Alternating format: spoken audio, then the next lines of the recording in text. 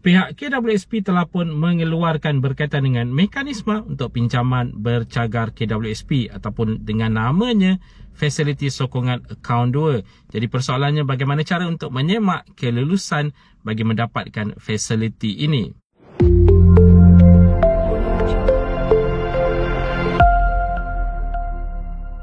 Assalamualaikum, salam sejahtera. Jumpa lagi di channel Herwan Navy.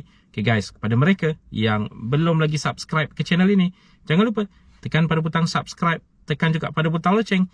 Thank you guys. Seperti ramai yang ketahui, pihak KWSP telah pun mengeluarkan perincian berkaitan dengan mekanisme untuk pinjaman bercagar KWSP, yang mana telah pun diberi nama Fasiliti Sokongan Akaun 2 KWSP. Dan konsepnya adalah pengeluaran awal bersara umur 50 ataupun 55 tahun. Jadi ramai yang bertanya sekarang ini bagaimana cara untuk mengetahui status ataupun kelayakan bagi pinjaman bercagarkan KWSP ini. Dan sebelum itu, seperkara yang harus diingatkan, pinjaman bercagar KWSP ataupun dengan namanya Fasiliti Sokongan Akaun 2 ini hanya dibuka buat masa sekarang ini kepada mereka yang berumur 40 tahun dan ke atas. Ini adalah fasa pertama dan diperkatakan akan ada fasa kedua bagi mereka yang berumur 40 tahun dan ke bawah. Cuma buat masa sekarang ini hanya untuk mereka yang berumur 40 tahun dan ke atas dan mempunyai baki dalam akaun 2 sekurang-kurangnya RM3,000. Pinjaman adalah di antara RM3,000 ke RM50,000. Dan seperti yang telah pun diberitahu sebelum ini, pinjaman ataupun permohonan bakal dibuka bermula daripada 7 hari bulan April 2023 ini di dua bank sahaja buat masa sekarang, iaitu di MBSB dan juga Bank Simpanan Nasional. Permohonan adalah secara dalam talian. Jadi kelayakan boleh disemak sebenarnya bermula daripada 5 hari bulan 4 2023 sebelum permohonan ini dibuka. Kelayakan boleh disemak menerusi pautan fsa2.kwsp.gov.my. Menulangi fsa2.kwsp.gov.my bermula daripada 5 hari bulan 4 2023 bagi mengetahui sama ada anda layak syarat asas ataupun tidak untuk memohon bagi pinjaman bercagar KWSP ini, serta untuk melihat soalan-soalan lazim yang lain bagi mengetahui dengan lebih lanjut berkaitan dengan fasiliti yang dibuka ini. Dan ada juga pihak-pihak yang bertanya kepada admin perlu ataupun tidak perlu untuk memohon kerana sekarang ini ada desakan untuk permintaan pengeluaran KWSP 2.0. Okay, di pihak admin tidak menggalakkan, tidak juga menidakkan. Terpulang kepada anda kerana apa-apa yang akan dirasai adalah anda kerana pinjaman bercagar KWSP ini perlu dibayar secara bulan. Bermakna anda perlu ada wang yang mencukupi untuk membayar secara bulanan.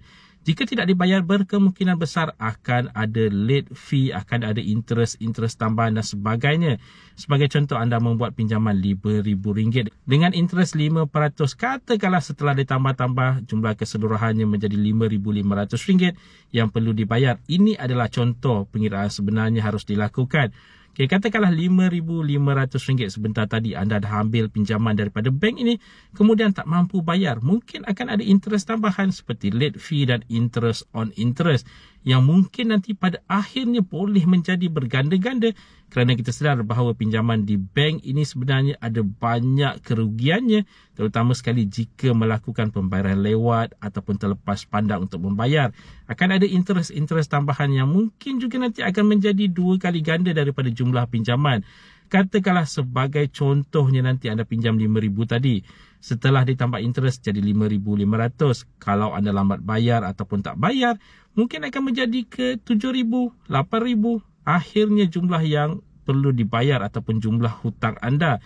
Jadi bermakna nanti pihak KWSP hanya akan membuat earmark ataupun hold amount pinjaman seperti yang telah pun dinyatakan sewaktu pinjaman dibuat pada awal-awalnya.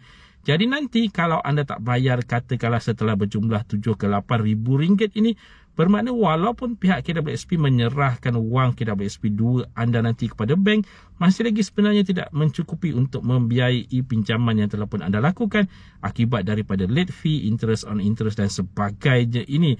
Jadi perkara-perkara ini perlu anda lihat, perlu anda renungkan sebelum membuat pinjaman ini. Ini adalah nasihat admin, tetapi segala-galanya terpulang kepada anda. Jadi guys, sekali lagi diingatkan, fasiliti ini ataupun permohonan bakal dibuka bermula 7 hari bulan April di 2 bank saja buat masa sekarang ini, MBSB dan Bank Simpanan Nasional. Hanya mereka yang berumur 40 ke 54 tahun saja dibenarkan untuk memohon fasiliti ini. Untuk fasa pertama, fasa kedua nanti akan dibuka bagi mereka yang berumur di bawah 40 tahun.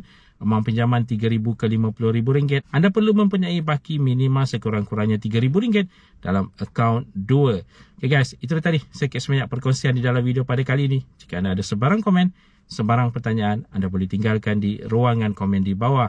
Dan kepada mereka yang belum lagi subscribe ke channel ini, jangan lupa tekan pada butang subscribe, tekan juga pada butang loceng. InsyaAllah kita berjumpa lagi di video yang akan datang. Stay safe, stay healthy. Assalamualaikum.